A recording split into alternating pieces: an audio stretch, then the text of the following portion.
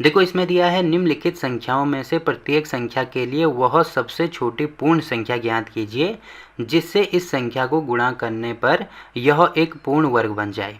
इस पूर्ण वर्ग का वर्गमूल भी ज्ञात कीजिए। अब देखो इसका बोलने का मतलब क्या है, पहले मैं एग्जाम्पल से आपको समझाता हूँ। जैसे एग्जाम्पल के लिए मान लीजिए कोई संख्या है 16। अब 16 किसका पूर्ण वर्ग होता है? देखो अगर मैं 4 का वर्ग करता हूँ तो 4 का वर्ग कितना आता है? 16 आता है। तो इसका मतलब मैं कह सकता हूँ कि 4 का पूर्ण वर्ग होता है 16। ठीक है। अब जैसे एग्जाम्पल के लिए इसी की जगह पे अगर मैंने 24 ले लिया तो 24 तो किसी का भी पूर्ण वर्ग नहीं होता है ना। तो हमें कैसे पता लगा? देखो वर्गमूल निकालना मैंने आपको सिखाया था। वर्गमूल कैसे निकालते हैं? जैसे मुझे 24 का वर्गमूल अगर निकालना है तो इस प्रकार से इसके गुणनखंड कर दो। देखो 2 का भाग जाएगा तो यहाँ पे हो जाएगा 12, फिर 2 का भाग जाएगा तो यहाँ पे हो जाएगा 6, फिर 2 का भाग जाएगा तो यहाँ पे हो जाएगा 3, फिर 3 का भाग जाएगा तो यहाँ पे हो जाएगा 1। मतलब ये जो 24 है इसको मैं ऐसे लिख सकता हूँ क्या? 2 गुणा 2 गुणा 2 गुणा 3। तो इनको गुणा करेंगे तो 24 ही आएगा।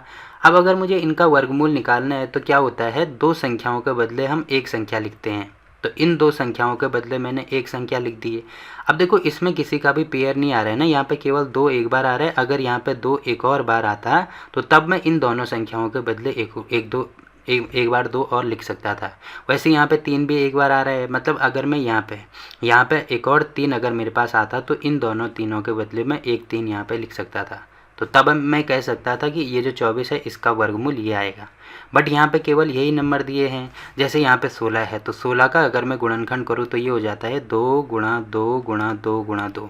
मतलब 2 दूनी 4 दूनी 8 दूनी 16। अब देखो इसका वर्गमूल 4 कैसे है? क्योंकि इन दोनों संख्याओं के बदले मैंने क्या लिखा है? 1 2 लिखा है, और इन दोनों संख्याओं के बदले मैंने 1 2 लिखा है। तो इनको आपस में गुणा करके मैंने बता दिया कि 2 दूनी कितना होता है? 4 होता है। तो कहने का मतलब यही है। इसमें देखो क्वेश्चन में ये दिया है कि निम्नलिखित संख्याओं में प्रत्येक के लिए, मतलब प्रत्येक संख्याओं के लिए वह छोटी से छोटी पूर्ण संख्या ज्ञात कीजिए। वह छोटी से छोटी पूर्ण संख्या ज्ञात कीजिए जिससे इस संख्या को गुणा करने पर यह एक पूर्ण वर्ग बन जाए।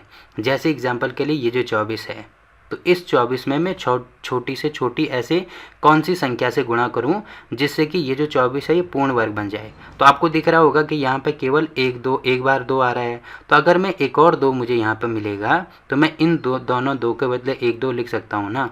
वैसे ही 3 भी एक बार आ रहा है। तो अगर मैं यहाँ पे एक और 3 लिख दूँ तो इन दोनों 3 के बदले एक 3 मैं लिख सकता हूँ। फिर इनको गुणा करूँगा तो यहाँ पे मुझे क्या मिल जाएगी? पूर्ण वर्ग संख्या मिल जाएगी। 3 दूनी 6 दूनी 12। मतलब ये है कि 12, मतलब तब मुझे पूर्ण वर्ग संख्या मिल जाएगी। मतलब 12 का वर्ग मिल जाएगा। कब मिलेगा? जब मैं इस वाली संख्या में ये जो 24 हमें दिया है इसमें 2 और 3 का गुणा कर दूँ तो 3 दूनी कितना हो जाएगा? 6 हो जाएगा। तो इसमें वह छोटी से छोटी संख्या क्या हो जाएगी? 6 हो जाएगी। मतलब 24 में अगर मैं 6 का गुणा कर दूँ तो तब कितना मिलेगा मुझे? 144 मिलेगा। इसका गुणा करके आप देख सकते हैं। अब 144 एक ऐसी संख्या है जो 12 का क्या है? पूर्ण वर्ग है। तो यही चीज़ हमें इसमें दी है कि सबसे छोटी संख्या वो हमें निकालनी है। अब देखो निकालने के लिए देखो 2 और 3 ऐसे भी गुणा कर सकते हैं। अब करने के लिए तो हम ऐसे भी कर सकते हैं ना, 2 गुणा 2। एक और 2 से गुणा कर दे तो क्या फ़र्क पड़ेगा? निकलना तो वर्गमूल ही है। तो इन दोनों 2 के बदले एक और 2 मैं यहाँ पे लिख सकता हूँ।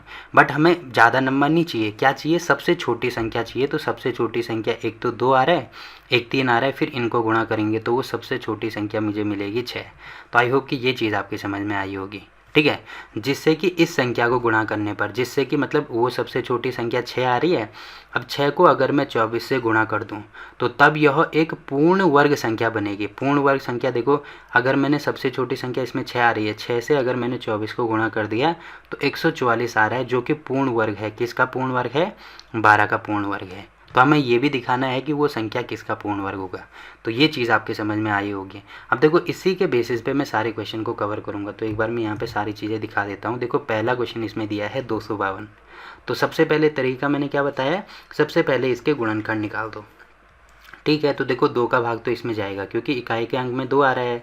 तो यहाँ पे सम संख्या है। ठीक है। 2 का भाग जाएगा तो यहाँ पे हो जाएगा 1, फिर यहाँ पे 2 दूनी 4, यहाँ पे 1 बचेगा, यहाँ पे हो जाएगा 6। ठीक है। फिर दोबारा यहाँ पे देखो 2 का भाग जाएगा तो 6 दूनी 12, फिर 3 दूनी 6। अब देखो इसमें 2 का भाग नहीं जाएगा, अब किसका भाग जाएगा? 3 का। क्यों? क्योंकि 3 के लिए मैंने बोला था इन दोनों संख्याओं को जोड़ दो तो 6 और 3 9 आ रहा है। अब 9 में अगर 3 का भाग जाएगा तो इस संख्या में भी जाएगा, देखो जा रहा है, तो इसका मतलब 3 का भाग करेंगे तो यहाँ पे होगा 2, यहाँ पे होगा 1। अब इसमें भी 3 का भाग जाएगा क्योंकि इन दोनों को जोड़ के कितना आता है? 3 आता है, तो 3 में 3 का भाग जाएगा तो इसमें भी जाएगा, तो यहाँ पे 3 का भाग करेंगे तो कितनी बार? 7 बार जाएगा। अब देखो भाग करना अगर आपको ऐसे नहीं आता है तो कैसे मैंने तरीका बताया था कि जैसे यहाँ पे 2 है ना, तो 2 का भाग करना है 252 में। ठीक है, भाग कैसे करते हैं? एक बार जाएगा तो यहाँ पे हो जाएगा 2, फिर 0, अब 5 उतारेंगे, फिर यहाँ पे हो जाएगा 2, फिर यहाँ पे हो जाएगा 2 दूनी 4, फिर 1 से इस पर बचा 2 उतारेंगे तो यहाँ पे हो जाएगा कितना? 6 दूनी 12, तो 126 ही आ रहा है ना, जो कि आप यहाँ पे देख सकते हैं। तो ऐसे भी आप इसको कर सकते हैं। ठीक है, अब देखो यहाँ पे 7 आ रहा है तो इसका मतलब 7 का भाग 7 में ही जाएगा। तो जो 252 है, 252 जो है उसको मैं क्या लिख सकता हूँ? देखो इसको ऐसे लिख सकते हैं, 2 गुणा 2, 2 गुणा 2 गुणा 3 गुणा 3 गुणा 7। ठीक है, अब देखो अगर मुझे इनका वर्गमूल निकालना है या पूर्ण संख्या निकालनी है कि किसकी होगी, तो मैंने क्या बोला था? 2 2 के पेयर बना दो, तो इन दोनों 2 के बदले तो 1 2 आएगा, वैसे ही इन दोनों 3 के बदले 1 3 आएगा।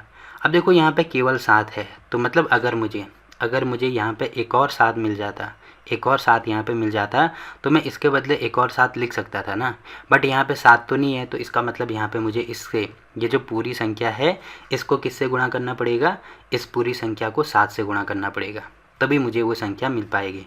ठीक है, तो यहाँ पे लिख देंगे हम 252 कि 252 को 7 से गुणा करने पर हमें एक पूर्ण वर्ग संख्या मिलेगी। तो इसका मतलब देखो 252 में तो हमने क्या कर दिया? 7 का गुणा कर दिया, तो यहाँ पे भी हम उसके बाद 7 का गुणा कर सकते हैं, क्योंकि 252 को मैंने इतने टुकड़ों में तोड़ दिया, उसके बाद 7 का भी गुणा हो रहा है तो यहाँ पे 7 का गुणा कर देंगे। ठीक है, अब वो संख्या कौन सी होगी? अगर मुझे 252, क्योंकि इसमें ये भी दिया है ना कि जो पूर्ण वर्ग संख्या है उसका वर्गमूल भी हमें निकालना है, तो पूर्ण वर्ग संख्या हमारे पास आ गई। उसके बाद यहाँ पे मैं कर दूंगा 252 गुणा 7, तो यहाँ पे पहले पूर्ण वर्ग संख्या मिलेगी, तो यहाँ पे ये चीज़ लिखनी भी होगी। देखो सबसे पहले तो आपको ये चीज़ करनी है, पहले जो चीज़ें यहाँ पे करनी है मैं आपको बता देता हूँ। सबसे पहले तो आपको यहाँ पे इसका गुणनखंड करना है। ठीक है, पहले गुणनखंड हो जाएगा, उसके बाद यहाँ पे ऐसे लिखना कि 252, उसके बाद लिखना कि जो 252 है उसको मैं ऐसे लिख सकता हूँ 2 गुणा 2 गुणा 3 गुणा 3 गुणा 7, ऐसे लिखा जा सकता है। अब यहाँ पे सिंपल ऐसे पेयर नीचे ऐसे दिखा देना, ये पेयर इसके साथ में बन रहा है, इसके साथ में बन रहा है और इसके साथ में नहीं बन रहा है, तो तब यहाँ पे हम ऐसे लिखेंगे कि 252 को 7 से गुणा करने पर हमें एक पूर्ण वर्ग संख्या मिलेगी। अब वो पूर्ण वर्ग संख्या कब मिलेगी? देखो 252 को मुझे गुणा करना है किससे? 7 से। अब गुणा करके देख लो कितना आएगा, 7 दूनी 14 का 4, 7 पंजे 35 और 1 36 को 6, हासिल होगी 3, 7 दूनी 14 और 3 कितना हो जाएगा? 4 और 3 7, मतलब ये हो जाएगा 1764। ठीक है, तो अब देखो मैं क्या करूँगा, जो 1764 है ना, 1764 के मुझे क्या करने होंगे? यहाँ पे देखो इसके गुणनखंड करने होंगे, तो यहाँ पे मैं लिख देता हूँ 1764। अब देखो पूरा आपको ऐसे दोबारा करने की ज़रूरत नहीं है, क्यों? क्योंकि 252 जो 764 है इसको लिख सकते हैं 252 गुणा 7। अब जो 252 है इसके मैंने गुणनखंड कर दिया ना कि 2 गुणा 2, 3 गुणा 3 और यहाँ पे गुणा 7, तो इतने गुणनखंड तो ये हो जाएगी किसके? 252 के। अब इसमें केवल गुणा 7 एक्स्ट्रा हो रहा है तो यहाँ पे केवल गुणा 7 कर देंगे। फिर यहाँ पे लास्ट में हमारा आंसर हो जाएगा 2 गुणा 3 गुणा 7, क्योंकि 2 2 के पेयर के बदले एक एक पेयर मैंने यहाँ पे ले लिया, तो यहाँ पे मैं लिख सकता हूँ कि वर्गमूल 1764 बराबर इसके होगा, तो 3 दूनी 6, 7 छके 42, तो 42 हमारा आंसर हो जाएगा। अगर आप अपने आंसर को चेक भी करना चाहें तो कर सकते हैं। तो यहाँ पे आपको दिख रहा होगा 5वें का पहला क्या आ रहा है? 7 और 42, मतलब वो संख्या सबसे छोटी संख्या होगी 7 और उसका वर्गमूल आएगा 42। तो वही चीज़ हमने यहाँ पे निकाल ली है ना कि वो संख्या कौन सी है? 7 है, मतलब 7 से गुणा किया जा रहा है और इसका फिर 7 से गुणा करने पर वो जो संख्या है उसका वर्गमूल आएगा 42। तो देखो पहला क्वेश्चन यहाँ पे कंप्लीट हो गया। वैसे ही बाकी इसके और पार्ट जो हैं सेम टू सेम ऐसे ही होंगे। तो पहले 180 के वर्गमूल निकाल दो, तो ठीक है यहाँ पे मैं 180 का वर्गमूल निकाल देता हूँ। तो कितना होगा? देखो सम संख्या आ रही है, मतलब 2 का भाग जाएगा, तो यहाँ पे हो जाएगा 9, फिर आएगा 0, फिर 2 का भाग तो यहाँ पे हो जाएगा 45। अब यहाँ पे देखो 3 का भाग जाएगा क्या? 5 और 4 9, तो 3 का भाग चले जाएगा तो यहाँ पे हो जाएगा कितना?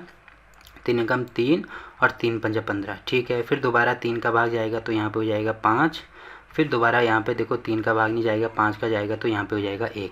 मतलब जो 180 है उसको मैं ऐसे लिख सकता हूँ 2 गुणा 2 गुणा 3 गुणा 3 गुणा 5 ऐसे लिखा जा सकता है। अब देखो 2 2 के पेयर बना दो, तो ये 2 के पेयर यहाँ पे बन गया और बाकी ये 2 के पेयर यहाँ पे बन गया, बचा क्या 5। अब इसके साथ में पेयर नहीं है तो इसका मतलब अगर यहाँ पे एक और 5 ऐसे हो जाता तो हम कह सकते थे ना कि उसके बाद वो संख्या पूर्ण वर्ग हो जाएगी।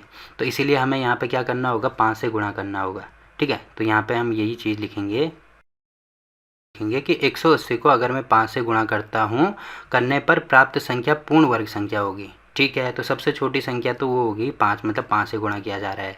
अब 180 जो है उसको 5 से गुणा कर दो, तो 180 को 5 से गुणा करने पर कितना आ रहा है, देखो 5 यहाँ पे 0 आ रहा है तो 0, 8 पंजे 40 को 0, 5 एकम 5 और 4 कितना हो जाएगा 9, तो ये आ रहा है 900। ठीक है, अब क्या करना है, जो 900 है इसका भी मुझे क्या निकालना है, इसका मुझे वर्गमूल निकालना है, क्योंकि दिया है ना इसमें कि इस पूर्ण वर्ग संख्या का, पूर्ण वर्ग संख्या हमने 900 निकाली है तो इसका वर्गमूल निकालना है। तो जो 900 है, देखो 900 को मैं ऐसे लिख सकता हूँ क्या, 180 गुणा 5 ऐसे लिखा जा सकता है, जो कि आपको यहाँ पे दिख रहा होगा।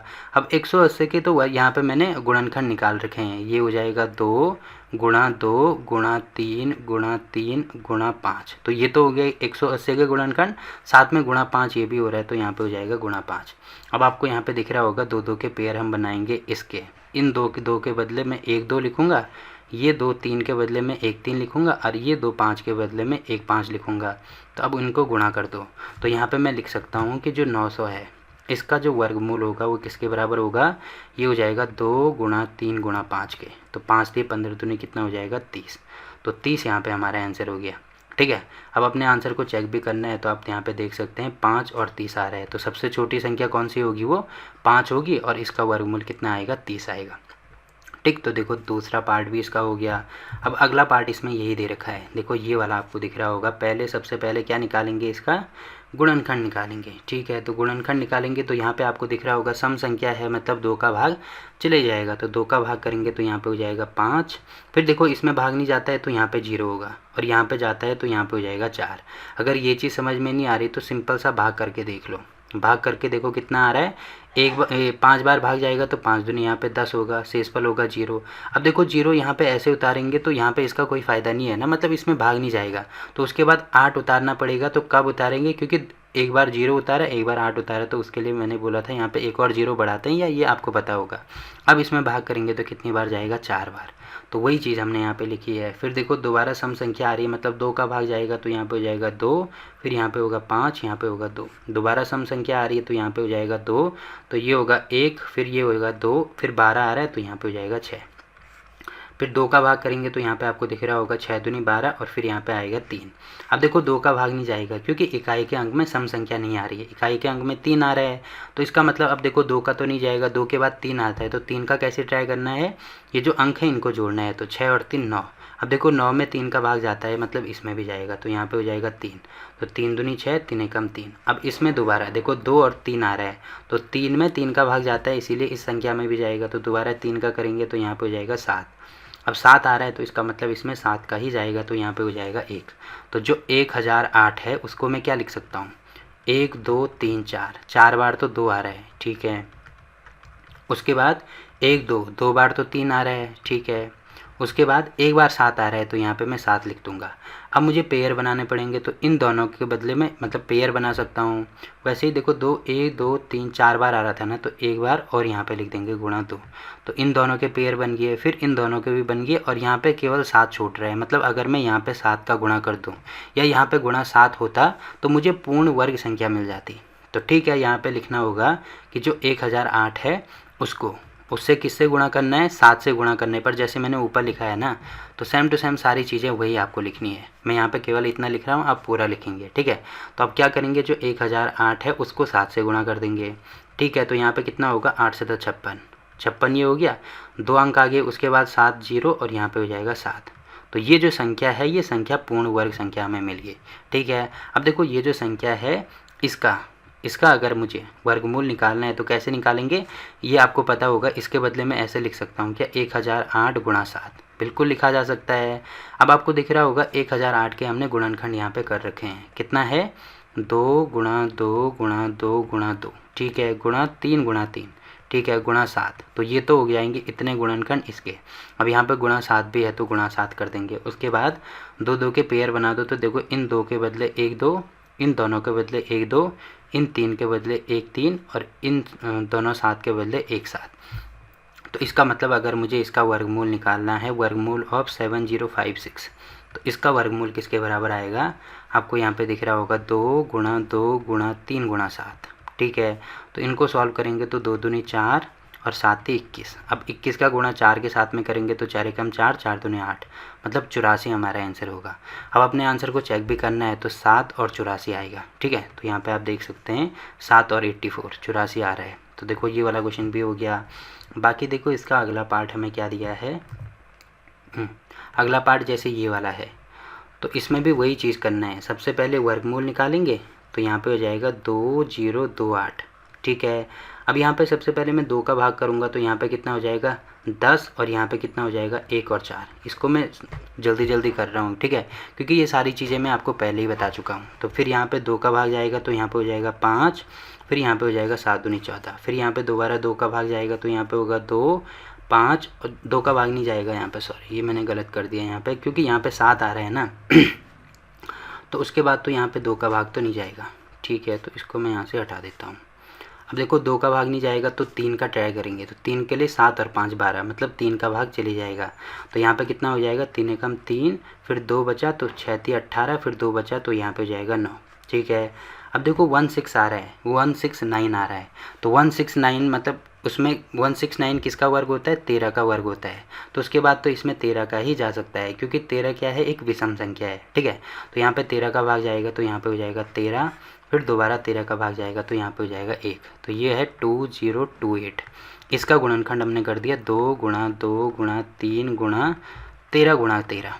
ठीक है, अब आपको दिख रहा होगा कि इन 2 के पेयर तो बन रहे हैं, ठीक है, और इन दोनों के पेयर भी बन रहे हैं, बट इसके साथ में 3 नहीं आ रहा है।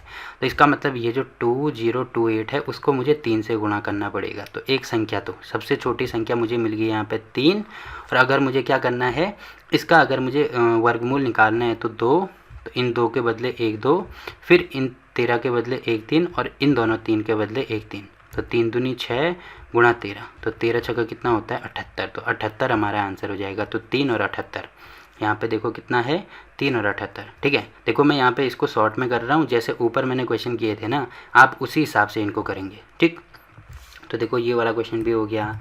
बाकी अगर मुझे ये वाला क्वेश्चन करना है तो देखो यहाँ पे सबसे पहले इसके भी क्या निकालेंगे, गुणनखंड निकालेंगे। तो पहले तो इसमें 2 का भाग जाएगा, क्योंकि यहाँ पे सम संख्या आ रही है। तो यहाँ पे हो जाएगा 7, फिर हो जाएगा 2, फिर हो जाएगा 9। अब देखो इसमें 2 का भाग तो नहीं जाएगा, क्योंकि यहाँ पे अब विषम संख्या आ रही है। तो 9 10 11 और 7 18, मतलब अब 3 का भाग जाएगा इसमें। तो ये हो जाएगा 2, यहाँ पे हो जाएगा 4, यहाँ पे हो जाएगा 3, फिर दोबारा 3 का भाग जाएगा तो ये यहाँ पे हो जाएगा 8 3 24, 3 एकम 3, दोबारा 3 का भाग जाएगा तो ये हो जाएगा यहाँ पे 3 दूनी 6, फिर 21 होगा, मतलब यहाँ पे हो जाएगा 7, दोबारा 3 का भाग जाएगा तो कितना हो जाएगा ये 9 3 27, फिर दोबारा 3 का भाग जाएगा तो यहाँ पे हो जाएगा 3, फिर 3 का भाग जाएगा यहाँ पे होगा 1, मतलब जो 1458 है उसको मैं लिख सकता हूँ 2 गुणा 3 कितनी बार, 1 2 3 4 5 6 बार। तो 1 2 3 4 5 6 बार। अब 2 2 के पेयर बनाना शुरू कर दो। देखो 2 तो यहाँ पे नहीं है, तो एक पेयर ये बन गया, एक पेयर ये, एक पेयर ये। तो यहाँ पे 2 नहीं है, इसका मतलब इसको 2 से गुणा करना पड़ेगा। तो छोटी संख्या हमने निकाल दी, वो 2 है। अब क्या करना है, ये तो संख्या है, पहले इसमें गुणा करेंगे तो उसका वर्ग क्या निकलेगा फिर। तो इन दोनों का एक पेयर बनेगा तो ये आएगा 2, इन दोनों का एक पेयर तो 3, इन दोनों का एक पेयर तो 3, इन दोनों का एक पेयर तो 3। तो ये हो जाएगा 3 दूनी 6 और 3 3 9, तो 9 छः कितना होगा 54। तो 54 हमारा आंसर, मतलब 2 और 54 आएगा। आंसर भी चेक कर लीजिए, देखो 2 और 54 ही आ रहा है। ठीक, अब देखो लास्ट पार्ट क्या दिया है इसमें। तो देखो सबसे पहले इसका क्या करना पड़ेगा, हमें 768 का हमें गुणनखंड करना होगा। तो देखो यहाँ पे सम संख्या है, मतलब 2 का भाग चले जाएगा। तो यहाँ पे हो जाएगा 3 दूनी 6, 8 दूनी 16 और 4 दूनी 8। ठीक है, फिर 2 का भाग जाएगा तो यहाँ पे 2 एकम 2, फिर ये हो जाएगा 9 दूनी 18, फिर यहाँ पे 2 आएगा, फिर 2 का भाग जाएगा तो यहाँ पे हो जाएगा 9 दूनी 18, फिर ये हो जाएगा 6। ठीक है, फिर दोबारा 2 का भाग जा रहा है तो यहाँ पे हो जाएगा 4 दूनी 8, 16 हो रहा है। तो 16 होने का मतलब क्या है, यहाँ पे हो जाएगा 8 दूनी 16। ठीक है, फिर दोबारा 2 का भाग जाएगा तो यहाँ पे आपको दिख रहा होगा ये हो जाएगा यहाँ पे 24। फिर दोबारा 2 का भाग जाएगा तो ये होगा 12, फिर दोबारा 2 का भाग जाएगा तो ये हो जाएगा यहाँ पे 6, फिर दोबारा 2 का भाग जाएगा तो यहाँ पे हो जाएगा 3। अब लास्ट में 3 का भाग जाएगा, मतलब जो 768 है उसको मैं ऐसे लिख सकता हूँ कि 2 कितनी बार आ रहा है, 1 2 3 4 5 6 7 6 7 8 बार आ रहा है। तो 2 को मैंने 1 2 3 4 5 6 7 8 बार लिख दिया और उसके बाद लास्ट में 3 आ रहा है। तो पेयर बना दो, इस 2 के बदले 1 2, इस 2 के बदले 1 2, इस 2 के बदले 1 2, इस 2 के बदले 1 2। अब देखो यहाँ पे 3 नहीं है, मतलब 3 का गुणा करना पड़ेगा। मतलब ये जो संख्या है इसमें कौन सी छोटी संख्या है जिससे गुणा करना पड़ेगा, तो वो संख्या तो आ गई 3। अब देखो इनका अगर वर्गमूल निकालना है तो इन 3 के बदले 1 और 3 में लिख सकता हूँ। फिर इनको गुणा करेंगे तो हमारा वर्गमूल निकल आएगा, 3 दूनी 6 दूनी 12, 12 दूनी 24, 24 दूनी 48। तो इसका मतलब वो संख्या हो जाएगी 3 और 48। देखो मैं शॉर्ट में बता रहा हूँ, जैसे स्टार्टिंग में मैंने बताया था ना, ये सारे क्वेश्चन को आपको वैसे ही करने हैं, ठीक है। तो 3 और 48, देखो 3 और 48 हमारा आंसर हो गया। तो यहाँ पे देखो क्वेश्चन नंबर कौन सा है, ये क्वेश्चन नंबर 5 कंप्लीट होता है। अब देखो अगला क्वेश्चन क्या दिया है इसमें, देखो इसमें दिया है निम्नलिखित संख्याओं में से प्रत्येक के लिए वह सबसे छोटी पूर्ण संख्या ज्ञात कीजिए जिससे इस संख्या को भाग देने पर वह एक पूर्ण वर्ग संख्या बन जाए। तो इस तरह ज्ञात की गई संख्या का वर्गमूल भी निकालिए, जैसे ऊपर वाला क्वेश्चन किया था ना, सेम टू सेम वैसे ही करना है। अब देखो उसमें क्या हो रहा था, जैसे 3 इसमें एक बार केवल 3 आ रहा था, तो उसमें क्या कर रहे थे, 1 और 3 का गुणा कर रहे थे। बट अगर यहाँ पे क्या करना है, देखो यहाँ पे सीधे भाग करना है, मतलब अगर जितनी बार एक्स्ट्रा 3 आ रहा है उतनी बार 3 का भाग करेंगे तो इससे ये कैंसिल हो जाएगा, तो हमारे पास वो संख्याएं बन जाएंगी। कैसे, जैसे सबसे पहले मैं आपको बता देता हूँ, जैसे 252 है। अब 252 के पहले गुणनखंड कर दो, तो देखो 2 बार भाग जा रहा है, तो यहाँ पे हो जाएगा 1, यहाँ पे हो जाएगा कितना 2 और यहाँ पे हो जाएगा 6। फिर दोबारा 2 का भाग जाएगा तो ये हो जाएगा 6 और 3। अब देखो वो 2 का भाग तो नहीं जाएगा क्योंकि यहाँ पे सम संख्या नहीं आ रही है। अब इसमें 3 का भाग जाएगा क्योंकि 6 और 3 कितना होता है 9। तो 9 में देखो 3 का भाग जाएगा, मतलब इसमें भी जाएगा, तो ये हो जाएगा 2 और 1। 21 में भी 3 का भाग जाएगा तो यहाँ पे हो जाएगा 7। फिर 7 में 7 का ही भाग जाएगा तो यहाँ पे हो जाएगा 1। तो आपको दिख रहा होगा जो 252 है उसको मैं क्या लिख सकता हूँ, 2 गुणा 2 गुणा 3 गुणा 3 गुणा 7, ठीक है। अब देखो जैसे इससे पहले वाले क्वेश्चन में क्या कर रहे थे, हम यहाँ पे 2-2 के पेयर बना रहे थे, तो सेम टू सेम वही यहाँ पे भी ऐसे ही हमें करना है। अब देखो यहाँ पे 7 बच रहा है, तो पिछले वाले क्वेश्चन में तो हम ऐसे कर रहे थे कि 7 से गुणा कर रहे थे, क्योंकि क्वेश्चन में दिया था ना हमें 7 से गुणा करना है। अब इसमें क्या करना होगा, देखो 7 इसमें एक्स्ट्रा बच रहा है ना, तो क्योंकि इसमें हमें क्या करना है, भाग करना है, तो इसमें इस 7 के मतलब गुणा करने के बदले यहाँ पे मैं भाग कर दूँगा, ठीक है। तो ये चीज़ आपको समझ में आनी चाहिए बस। तो यहाँ पे देखो जो 7 एक्स्ट्रा बच रहा है इसमें इसको भाग कर दो। अब देखो भाग करेंगे तो ये जो 7 है इससे ये कैंसिल हो जाएगा, तो हमें केवल यही संख्याएं यहाँ पे मिलेंगी। बस यही चीज़ आपको इसमें ध्यान रखनी है। तो यहाँ पे मैं दिखा देता हूँ, यहाँ पे क्या लिखेंगे कि 252 को 7 से भाग करने पर हमें क्या मिलेगी, एक पूर्ण वर्ग संख्या मिलेगी। तो यहाँ पे भाग कर दो, तो यहाँ पे मैं कर देता हूँ 252। अब इसके गुणनखंड कर दो, या पहले इसको 252 को 7 से भाग कर दो। तो ठीक है, मैंने 7 से भाग कर दिया। अब देखो इसको 7 से भाग करेंगे तो कितना आएगा, यहाँ पे आएगा हमारे पास 7 21, फिर कितना बचा 4, तो 7 6 42, तो हमारे पास आ रहा है 36, ठीक है। अब ये जो 36 आ रहा है ना, तो इसके भी क्या कर दो, गुणनखंड कर दो, ठीक है। अब 36 के गुणनखंड एक चीज़ आपको यहाँ पे दिख रही होगी कि यहाँ पे देखो 7 से 7 कैंसिल हो रहा है, तो यही आएंगे ना बचे हुए। तो यहाँ पे बचा हुआ क्या है, 2 गुणा 2 गुणा 3 गुणा 3। तो बस आपको दिख रहा होगा 2 दूनी 4, 3 चौको 12, 12 तिया 36। देखो 36 ही आ रहा है, या अगर ऐसे भी समझ में नहीं आ रहा है तो यहाँ पे सीधे सीधे निकाल दो 36 के गुणनखंड, तो यही आएंगे, ठीक है। अब इसका 36 के गुणनखंड मैंने निकाल दिया, अब इसका भी वर्गमूल निकालना है। तो 2 2 के बदले 1 2 और 2 3 के बदले 1 3। तो यहाँ पे आपको दिख रहा होगा जो 36 है उसका जो वर्गमूल होगा वो किसके बराबर होगा, 2 गुणा 3, इसका मतलब 6 के बराबर होगा, ठीक है। तो वो संख्या कौन कौन सी है, भाग करना है 7 से और वो संख्या आ रही है 6। तो अपना आंसर भी चेक कर लीजिए एक बार, देखो छठे का 7 और 6, तो वही चीज़ हमने निकाली है। बाकी और क्वेश्चन तो इसी के बेस पे होंगे, ठीक है। जैसे ये वाला क्वेश्चन है, तो इसमें सबसे पहले तो आपको जो 2925 दिख रहा है ना, इसके क्या कर दो, गुणनखंड कर दो। तो देखो 2 का भाग भी नहीं जाएगा, अब देखो 3 का जाएगा क्या, 9 ये आ रहे हैं, 5 2 7 8 9, मतलब 3 का भाग इसमें चले जाएगा। क्यों, क्योंकि इनकी संख्याओं को जोड़ के जो अंक हैं, इन संख्या ये जो संख्या है इसके अंकों को जोड़ के क्या मिल रहा है, 18 मिल रहा है। अब 18 में 3 का भाग जाता है तो इस पूरे में भी जाएगा, ठीक है। तो 3 का कितना हो जाएगा, 9 3 27, फिर 2 आ रहा है 7 3 21, फिर 1 आ रहा है तो 15 होगा, तो 5 3 15। अब दोबारा जाएगा क्या, देखो यहाँ पे 7 और 5 12 और 12 और 9, ठीक है। दोबारा जाएगा इसमें, क्योंकि इनके अंकों को जोड़ के 3 का भाग उसमें जा रहा है, तो यहाँ पे दोबारा जाएगा। तो आप तो देखो कितना हो रहा है, 3 3 9, फिर यहाँ पे 3 दूनी 6, 1 बच रहा है तो 5 3 15, ठीक है। अब देखो इसमें जाएगा कि 3 और 2 5 और 5 10, तो 10 में 3 का भाग नहीं जाएगा, मतलब इसमें भी नहीं जाएगा। अब 4 का भी नहीं जाएगा, सीधे जाएगा 5 का, क्योंकि इकाई के अंक में 5 आ रहा है। तो इकाई के अंक में 5 के लिए ये है कि स्टार्टिंग में इकाई के अंक में 0 आना चाहिए या 5 आना चाहिए, यहाँ पे 5 आ रहा है, तो ये हो जाएगा 5 छक्के 30 और 5 पंजे 25, ठीक है। फिर दोबारा 5 का जाएगा तो यहाँ पे हो जाएगा 5 छक्का 5, और फिर यहाँ पे 15 हो रहा है तो कितना हो जाएगा ये, मतलब 5 3 15 हो जाएगा, ठीक है। 13 हो रहा है तो 13 में 13 का ही भाग जाएगा। तो यहाँ पे जो 29 25 है उसके बदले में लिख सकता हूँ 3 गुणा 3 गुणा 5 गुणा 5 गुणा 13, ठीक है। अब आपको दिख रहा होगा, अगर मैं 2 2 के पेयर यहाँ पे बनाता हूँ तो इन 2 के पेयर बन गया, इन 2 के पेयर बन गया, तो 13 इसमें बच रहा है। तो इस संख्या में हमें क्या करना होगा, 13 का भाग करना होगा, ठीक है। अब इस संख्या में ये जो 29 25 है, ये चीज़ लिखनी भी होगी जैसे हमने ऊपर पे लिखा है ना, तो ये चीज़ आपको लिखना भी होगा। तो यहाँ पे मैं नहीं लिख रहा हूँ, जैसे मैंने ऊपर लिखा है वैसे आप खुद ही लिख देना इसको, ठीक। तो यहाँ पे इसमें 13 का भाग करेंगे तो देखो क्या मिलेगा मुझे, 13 का भाग करेंगे तो 13 इसमें हट जाएगा।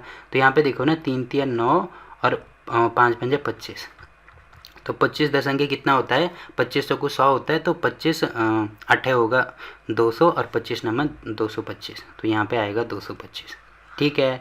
अब 225 यहाँ पे आ रहा है। अब ये जो 225 आया इसका भी हमें क्या निकालना है, वर्गमूल निकालना है। तो 225 के गुणनखंड तो यही हो जाएंगे ना, मतलब 3 गुणा 3 गुणा 5 गुणा 5। अब 2 3 के बदले यहाँ पे हो जाएगा 1 3 और 2 5 के बदले 1 5, तो 5 गुणा 3 मतलब 15 हमारा आंसर आ जाएगा।